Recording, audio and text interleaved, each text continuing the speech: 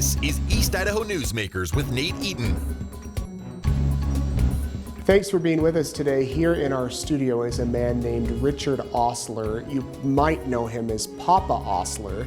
He is a former LDS bishop, still active in the Church of Jesus Christ of Latter-day Saints, and very much an LGBTQ ally. He was in Eastern Idaho a few days ago. He spoke in Rexburg, and we're talking today a little bit about what you do, why you do it, and how you got here. So thanks for coming in, first of all, Richard. Glad to be here, Nate. Let's go back to several years ago. You were asked to serve as a bishop of a young single adult ward in Salt Lake City. Yeah, so in 2013 I was called as a singles ward bishop. That's a 3-year assignment in Salt Lake City. I was assigned out of my footprint, so I was assigned to a different area of town. And it was the first time in my life that I listened to a gay man, a couple of them, just tell me their story.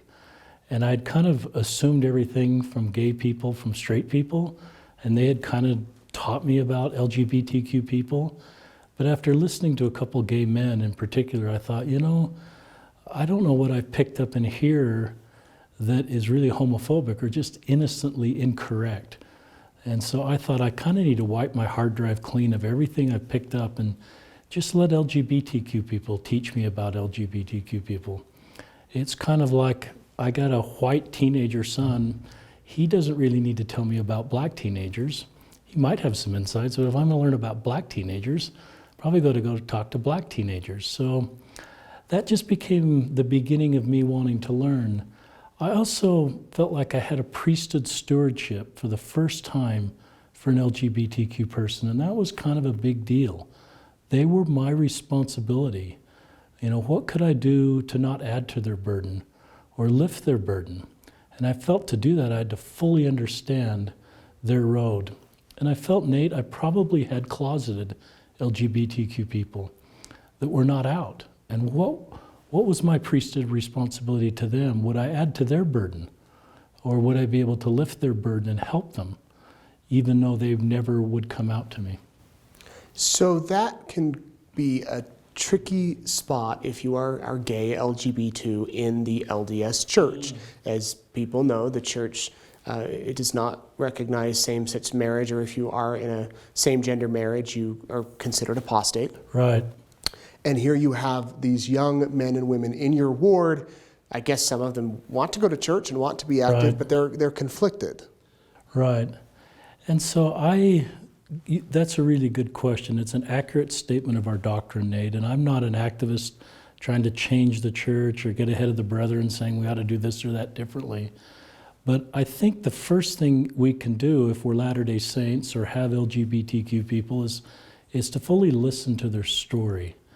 There's something about listening to someone's story that helps us understand the nature of their burden and the difficulty of their road, and listening can heal people. Sometimes all an LGBTQ person needs, and it helps them to stay in our church, for those of you that are LDS, is just to feel listened and to feel heard. And you can heal people by just listening. So sometimes it does get very complex at times, but sometimes you can just really help somebody by listening to them. So you're a bishop. You have these young men and women in your ward that come to you and share their stories. And you're listening, and you decide to express love for them on social media. Yes, good point. So I'm 57 and pretty old for social media. My young kids got me into that, but I'm on Facebook and Twitter, and our ward didn't have a lot of turnover. We're in a residential area, so I gradually added most of the YSAs onto Facebook and even Twitter. Even those that were not active. About 2/3 of our ward was not active. We had 100 active, 200 not attending. But that middle group that wasn't really attending, the church was still their spiritual home. They just couldn't quite make it work or didn't feel welcome. So about the last year of being a singles ward bishop, I just started to say kind things about multiple marginalized groups that just had a harder road. I felt that's what Christ did. He didn't have social media, but he was with the marginalized groups, so I thought, well, at least I could say kind things. And so I just said kind things about LGBTQ people, and that was fascinating for me because several straight people in the ward just talk to me about really difficult stuff. They sort of said, well, the bishop's going to love LGBTQ people, then he's safe for me to talk to. And a lot of that middle group that wasn't really active, a lot of those reached out to me. They weren't LGBTQ necessarily, but just were able to talk to me. So social media was a way just to communicate kindness and that I was safe to talk to and potentially help them in their road in the church. But one of the things I really like to communicate, at first I kind of thought I needed to rescue LGBTQ people and help them. And certainly there's some of that, but after a while, I realized that I need LGBTQ people in my life because of the things they can teach me to help me be a better disciple of Christ. They have some Christ-like attributes, gifts, compassions, ability to reach out to those that are marginalized, and often, you know, who they are is just a wonderful, daughter or son of God. And I realized that, they could teach me how to be a better person. That certainly happened. Did you ever get pushback from some of the members over, look what the bishop's posting? It's a great question. I didn't. But I wonder with the 100 that were active if some were uncomfortable that I was saying kind things about LGBTQ people. I've wondered that in the back of my head. I never got any pushback. And maybe if I had done that as a bishop of a residential ward or regular ward with more members my age, I would have gotten that. But that never happened. And you never got called before the general authorities No. or anything? And again, you're an active member. Yeah, so I'm an active member in good standing. I spoke in a state conference last week in California about this subject. And I just felt impressed as I was being released as a YSA bishop, about 6 months before I was released, that I just felt impressed to step in this space. Mostly because I started to get a lot of people reach out to me because I said things kind on social media. So then lots of LGBTQ people that weren't in my ward, but in Utah or even everywhere, just started messaging me and saying, can I meet with you? Can I tell you my story? And I would never meet with them like a bishop. I would just meet with them as a fellow member in my home in the evening. And I just learned, I've heard hundreds and hundreds of LGBTQ people tell me their stories, including those that aren't active anymore.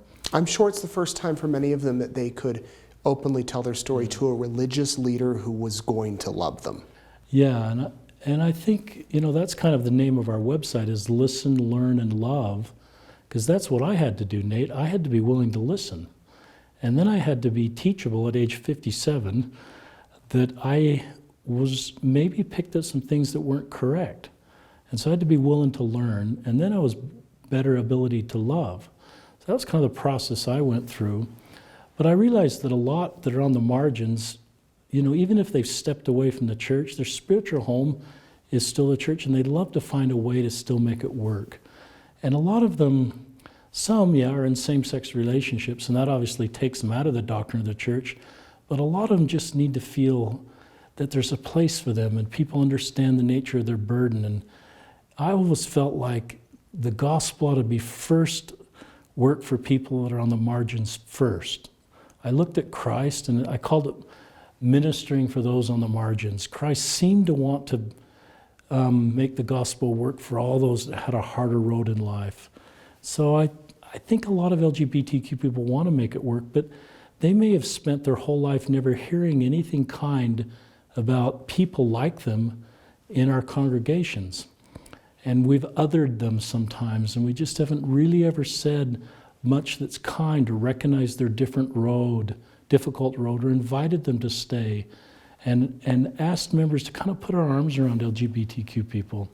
And I think we're learning to do that. President Ballard at BYU talked about our LGBTQ people in November of 2017. He said Mormon leaders, along with rank and file, need to do better than we have done in the past until all LGBTQ people feel like they have a spiritual home. That was a great sort of statement for the church. It's okay to step in this space, and we need to do better than we have in the past. And wasn't it the suicide of a gay teenager that kind of led you to do more once you were released? Yes, so you're exactly right. In June of 2016, about 3 or 4 months before I was released in September of 2016, I was on Instagram, and at that point I connected with a lot of LDS parents of LGBTQ children, and they taught me a lot. They really understand this road well because they're walking this road with their kids.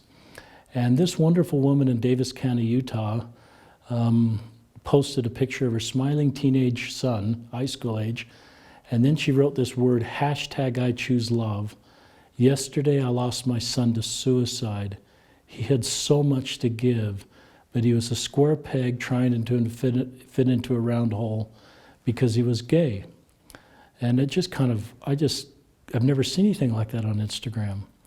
I just couldn't believe what I was reading, and I couldn't believe she had the courage the day after her own son died by suicide to write this. And her charge was, this square peg in a round hole really hit me, that it's really hard. If you're a square peg and our culture, says round, it's really hard to become round. And he suffered. And now I understand more why he suffered, because I've listened to so many stories. But all she asked us to do is choose love. And to me, that's just the ability to listen to someone's story, recognize it's harder, and put our arms around them. But I felt an impression from God. I'm uncomfortable saying like God talked to me or I got a revelation, but this is what I felt, Nate. God just said there's a gap between my restored church that I love and sustain and support, and its ability to fully minister to its LGBTQ members. And I need me, to step in that gap once you're released. Not as an activist, not trying to be critical of the church, but especially just trying to bring voice to LGBTQ people. That's my primary job as an ally, is I didn't hear a lot of LGBTQ people, up until 5 years ago. So everything I'm trying to do is not make it about me. My life's fine, Nate. Is to bringing voice to LGBTQ people so we can hear who they are and how they're created and the goodness and the gifts and the attributes. And you're doing that through a podcast, through speaking around the country. You mentioned a state conference. That's pretty big. And didn't you speak with a gay member? Yeah, so this kind of started slow, That Instagram post, there wasn't like an owner's manual saying this is how you do this. And I put up some boundaries. I said, I love our church, and everything good in my life comes from living our church. So I'm not going to somehow walk away from that or become critical. So I just started with Twitter and Facebook, writing thoughts and posts, and then sharing other stories, particularly of parents of LGBTQ people. But then about a year ago, in the beginning of 2018, I felt impressed to put together an organization called Listen, Learn, and Love. And you can't donate to our organization. There's no money trail here. I don't want to get in that world. I'm a small business owner and things are fine.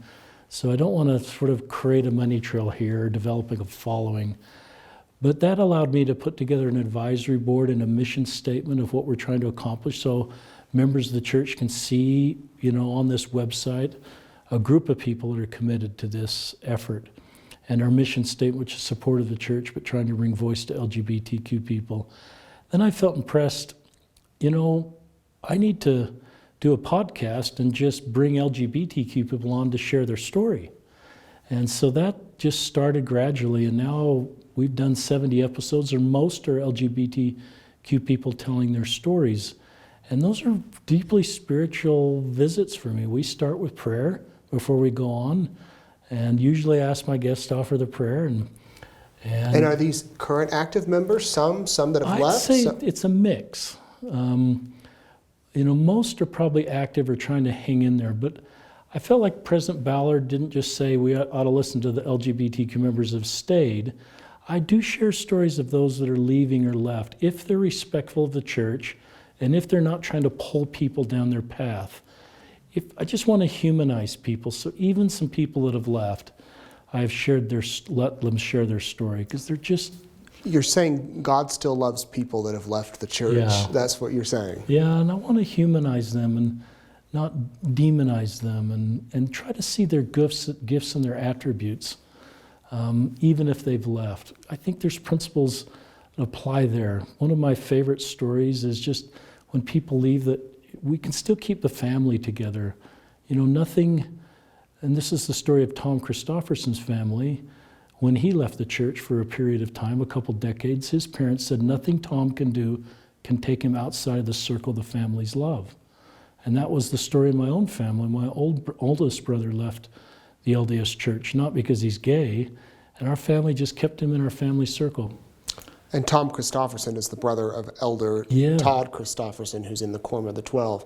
I think in his book he said his partner used to go to their house and his mother would get beauty advice, or people would compliment her outfit at church, and he'd say it helps to have a son who's dating a gay man or something like that. I thought the Christofferson parents did a good job, because it isn't like they compromised the teachings of our church.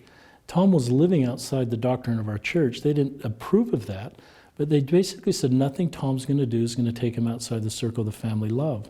In fact, this might teach us how to be a better family. And it wasn't about Tom coming back. It was just about extending love to Tom and his partner and bring him in the family circle. So the podcasts are just a chance for people to share their stories. And I'm just honored to do that. In some ways, it feels a little bit like my interviews with the YSAs, because those interviews, I usually like to get them talking. I've always thought the best interviews when I did about 10% of the talking and 90% of the listening. It's true. It's but true. It takes a lot of discipline, because guys my age like to talk a lot. So, but then it's a big step to go from recording a podcast and having a website to being invited to official church stake conferences.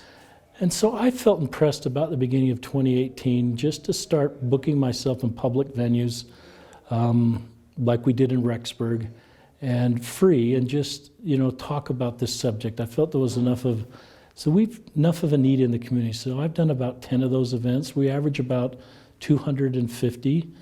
And then I've been asked to speak in church too. I did a multi-ward YSA fireside a few months ago. I've spoken in a few firesides, a few Fifth Sundays, and then I did speak in the Sunday session of a stake conference. Stake president wanted to talk about LGBTQ, and he asked me also to speak about that subject. But he had a gay Latter-day Saint in the Saturday night session speak. It was just an incredible meeting. And I just loved the interaction between the stake president and this gay brother. One of the stories, I was sitting in the congregation, the stake presidency sitting together, and this gay Latter-day Saint sitting by the stake presidency, but the stake president's in the middle, where he should be, but he recognizes how nervous this guy is to speak, and his legs are trembling. So he gets up and moves his counselor into his seat, and he sits here and he puts his arm around this brother in front of the whole stake. And then after the talk, the stake president was the concluding speaker, and as the gay Latter-day Saint gave his great talk, the stake president was coming up to speak and just gave him this, not just a casual hug, Nate, a bear hug in front of the whole stake. And I thought, what a message. I get tender. What a message does that send to the stake about the stake president? And if I've got something going on in my life, it may not be LGBTQ related. I may be a divorced woman working through really difficult stuff on that road. I just know I can talk to that guy, and he's going to love me. You mentioned when we spoke the other day on the phone about how this has been for so long a hard thing for Latter-day Saints to talk about at home, at church especially. Do you feel that things are changing and people are more willing to talk about this? I do. I think the members of the church want to do the right thing, and I think their hearts are really good. And I think as they become more educated on and have more LGBTQ people in their life, they recognize we have a responsibility to minister to all of God's children.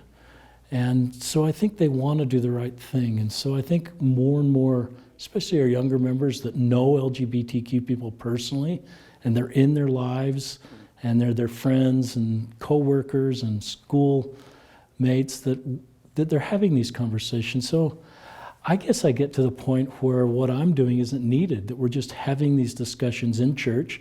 It's a normalized subject. We've had subjects like addiction that's been difficult to talk about at church, or suicide. I don't want to connect being LGBTQ with either of those, but just harder topics that we haven't talked about in church that have normalized, and so we can address those in church. Do you foresee the church as an institution changing? Good question. Doctrinally or culturally? Both. I don't advocate for any changes in doctrine or policy.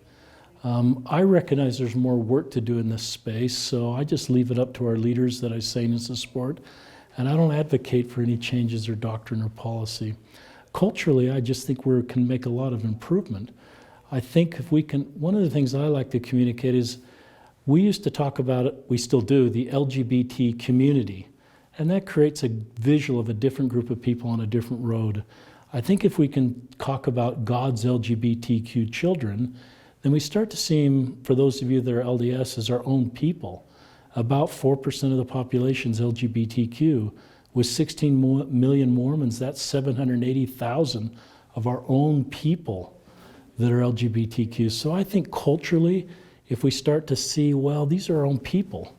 If we're a priesthood leader, what's my stewardship responsibility to these Latter-day Saints? So culturally, I think we can make a lot of changes.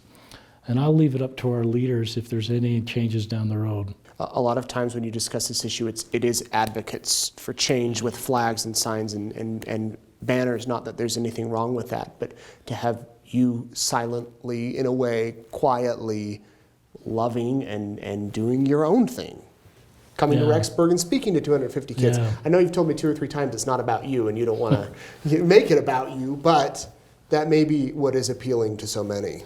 Yeah, and for your listeners, I love to communicate the idea that I don't think Heavenly Father's up there thinking, oh no, what went wrong?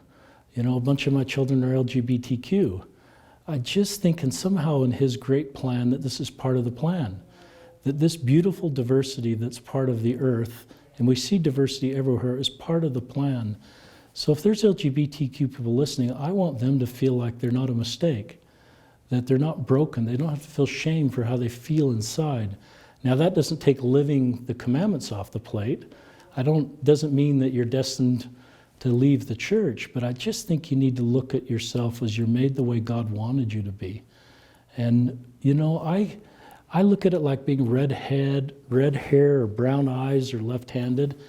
That seems to be, all that beautiful diversity seems to be part of God's plan. And no amount of praying or accessing the atonement of Jesus Christ is going to make me from right-handed to left-handed, Nate, or make my hair a different color. And this is who I am as part of God's plan. And that is really important for LGBTQ people. And for us as a culture, that's not a change in doctrine. The church doesn't teach that someone with same-sex attraction can eliminate that. It's on the Mormon and Gay website. It shouldn't be a requirement. If I'm a parent of an LGBTQ kid or a church leader, I should never impose, a requirement that someone change their orientation. So that's one of the things I love to communicate. Over the years, how many gay Mormons do you think you've spoken with one-on-one? Oh, probably 200 or 300 or 400. Wow. From all over the country? All of face-to-face, 200 or 300, I would say. But I probably spend 20 hours a week interacting with messages. I work about 20 hours a week in my small business, and I do this about 20 to 30 hours a week. And Twitter DMs or Facebook DMs or Instagram DMs or... And again, you're not getting paid and you're not asking for money. There's a lot of people just are hurting, and they need someone to sort of acknowledge the pain and help them navigate. I don't try to be their bishop, but I can offer suggestions to them. Sometimes it's parents of LGBT kids and saying, what do I do here, what do I do here? A lot of those messages I direct them to a podcast. That's one of the benefits of a podcast is sometimes instead of writing a long message, I can write a shorter message and direct them to a podcast that's helpful. And the podcast, I hate to say I only learned about you 2 or 3 weeks ago. That's just fine. And I listened to one of the podcasts with Will, your most recent one, if you're watching in January. And his story is remarkable. He was at a Proposition 8 rally living with a boyfriend in San Francisco. And he says that he feels he had a spiritual prompting to leave his boyfriend and turn his life around. And I think he kind of broke up with his boyfriend concurrent. Yeah. But you're right. And one of the things I love about that is sometimes we think what we've done can take us outside of God's law of our ability to talk to us. And that's one of the beauties of Will's podcast is God talked to him in the middle of a Prop 8 in a same-sex relationship. And I just love that story. And his story is unusual because, He came back to the church. Maybe that's not too unusual. Served a mission. That's a little more unusual. Got a general authority exception. Yeah, it took a while. It took a while, and he really hung in there. And so he's doing great in life, active in the church. And so everybody's story is a little different. I don't try to have an agenda to have a certain narrative. I've learned that each LGBTQ person has to sort of self-determine their own direction in life. And I'll invite everybody to stay. But many don't.